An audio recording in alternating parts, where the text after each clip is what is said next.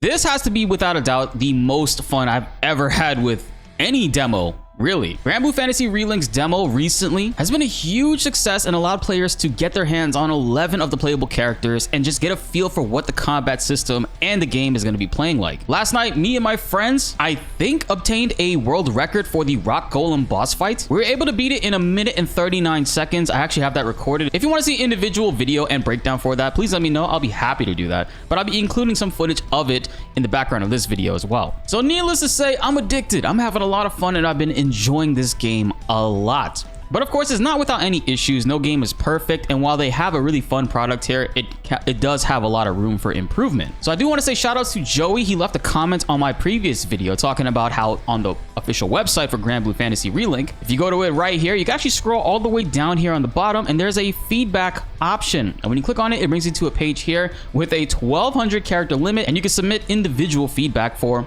any suggestions you might have on the game, because the devs really do want to know. And I want this game to be the best that it possibly can be, so I will be providing my feedback, and I figured we can make a video and talk about it because I have way more than 1200 character limits of suggestions for this game. And I want to hear what you guys think in the comments below, and let's get a discussion going. And while you're at it, if you're excited for more Granblue Fantasy Relink videos, because I'll be doing guides, news updates, patch updates, as well as boss guides too, and running it on stream with you all, hit the subscribe button and notification bell so you don't miss out on any of the updates, and also to help raise that 38% even higher. Now, with that being said, let's get into this video. So like I said, I have more than 1200 characters to say. So we're going to be copying and pasting this. I feel like these two right here are 1085, so we'll submit that one first and go through it individually, right? So my first suggestion, I know, is a topic that's been beaten to death. They've already confirmed that there are no plans as of right now, for crossplay between PlayStation and PC players. PlayStation 4 and PS5 players can play together, but as far as PC goes, that isn't the case. And I know some people might be thinking, oh, that's a PlayStation issue. Not necessarily. I mean, PlayStation has done a lot of games previously that I've played where they allowed crossplay between PlayStation and PC. For one thing, DC Universe Online, I was able to play that with PC players on that, and also Final Fantasy 14 for a long time. But going through it, basically stating crossplay, I know it's been stated as of right now, there are no plans to have crossplay between Steam and PlayStation players. However, in the future, I hope this is something that could be done, because in a game with such an emphasis on cooperative playing, I believe the community being able to matchmake through a player pool would prolong the game's life and continue to have a solid player base. Not saying it won't have a solid player base for now, just saying that it could be bigger and something more people would like to get involved with, and can only be a positive moving forward. I know it takes time, development, and of course money to do these types of things, and maybe this is something that they're aiming to do in, I don't know, down the line, year 2, year 3 maybe. Eventually, whenever they do it, I think is a great choice and a very smart one. Sooner than later, I would hope. But crossplay can only benefit the community and them as a whole too. Now, cross progression, I don't know if they want to go ahead and do that. I know some companies are a little weird with it. I mean, Apex Legends only recently just got cross progression, and that game's been out since what, 2018, right? But I think this is a great positive going forward, and I want to know what you guys think in the comments below. And the other suggestion I have is single player or AI characters being able to be swapped in the middle of battle. Every character, of course, is without a doubt so much more deeper than I anticipated to being possible. There are combo mechanics, passives, and the way that the abilities function. I think this take on action RPGs, having a co-op system on top of a deep battle system is great. But in single player environments, I think it could also be an awesome idea to allow us to actively swap between characters in battle, similar to like what Final Fantasy VII Remake and Rebirth does, as well as Tales of Arise. Like, we have all these characters that are playable individually in the story mode, but I hear that we can only swap between them when we're in towns before quests or in the middle of quests, where we could swap out who we're leading the party with. And I know Gran or Zeta always have to be in the party is what I read somewhere. I'm not too sure about that, and that's fine. But the ability to be able to switch between each characters on the fly in battle, I think would be a great addition. And we would be able to do that by either holding down L2 and pressing the D-pad, or using the D-pad up and down to switch between characters. Fingers crossed this is something that they have in the works. Don't get me wrong, I fully understand it, because every character is pretty deep, and controlling all of them, or at least 4 of them, could be a task in itself. But you know, I think it's only a positive. But that's not the only additions and feedback that I have. We're gonna submit this one right now and get started on the others. So actually, in order to submit it, you gotta scroll all the way down, read to the policy, preview, and send. Awesome. Cool.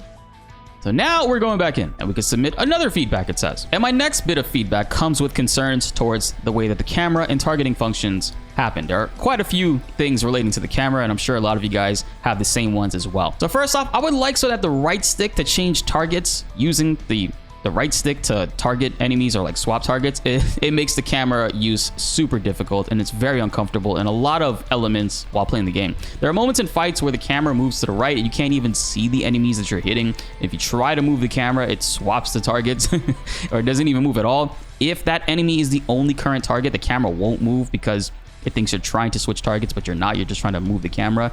The target swapping should be moved to something else, either a D-pad function or tapping the target again to swap, in my opinion. D-pad right now is functioning for items, of course, but you do have to hold them down to use them. So if the target swapping was made so that left or right tapping direction on the D-pad could swap targets, I think that would be more ideal.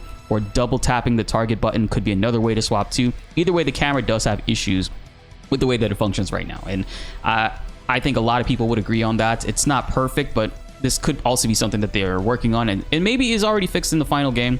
But I feel like it's worth mentioning, of course, because target swapping is not comfortable right now. Even in Final Fantasy VII Remake, you could do the same thing where you move the right stick and camera to switch targets, but they also offer an option there to change this to the directional inputs if you choose to. The camera movement is slightly delayed and provides a kind of heavier and clunkier feel. Increasing the sensitivity does make it faster, which is great, and I love that.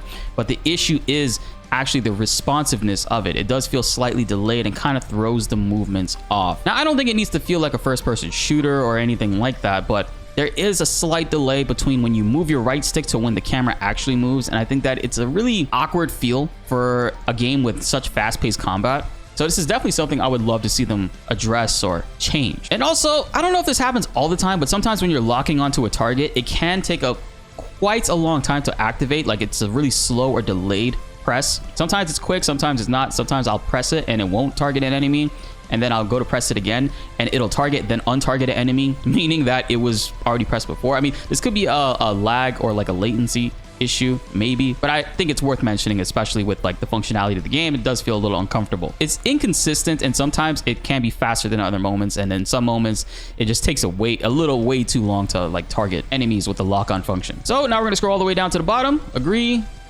preview, and submit.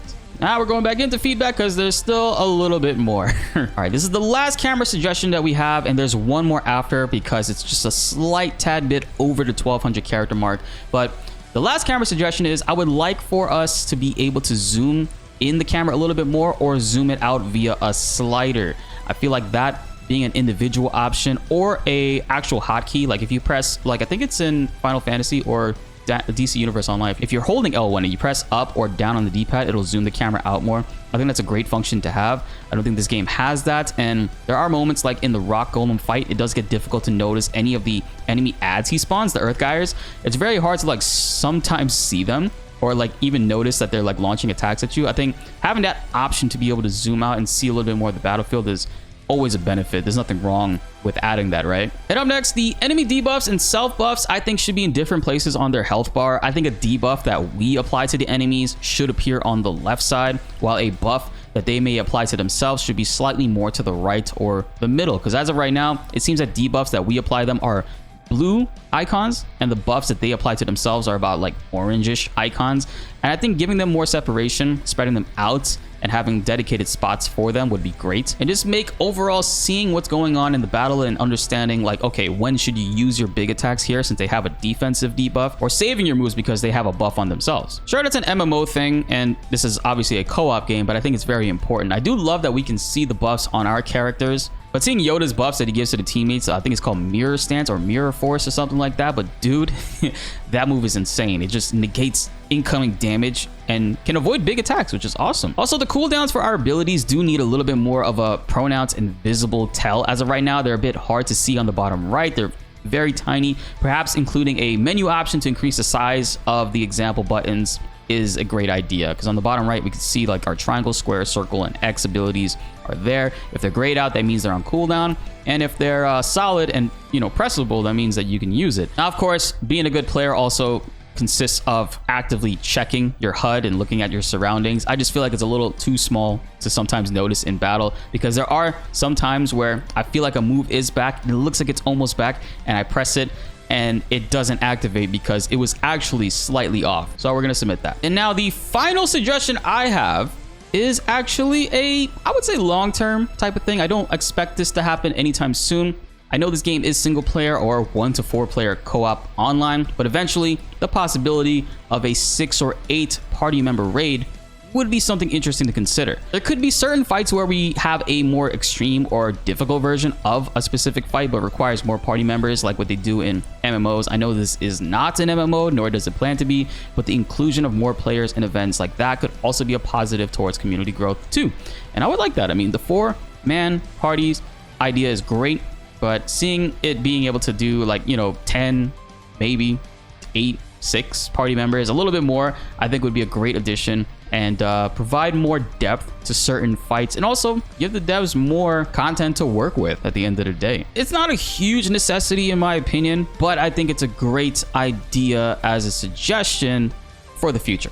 What do you guys think about that in the comments below? Please let me know. Let's get a discussion going. Gonna submit this right now. Let's preview it, send, and boom, feedback has been sent. Now, I don't know if they're gonna get these like all at the same time or how this exactly is gonna be delivered, but I feel like whether or not they look at it this way or they see this video, Cygames, you guys have an amazing product on your hands. I've been loving every single second that I've been playing Granblue Fantasy Relink, and while this game was on my radar before, I did not expect it to hit me as hard as it's hitting me right now, in a very positive way. I think this game is special. I think it's going to be a game that a lot of people, including myself, play for a long time, and I do plan to make a lot of content on it, and I'm looking forward to every new event and every new character and all the new additions and updates that you guys have planned for the future. I think that it's moving at a great pace, and it's awesome to see that the development of this game, while it was kind of rough, it eventually came to an ultimately great product. And the purpose of this video is not to at all shit on the game at all. I absolutely love this game, quite the opposite. I just think that there are certain things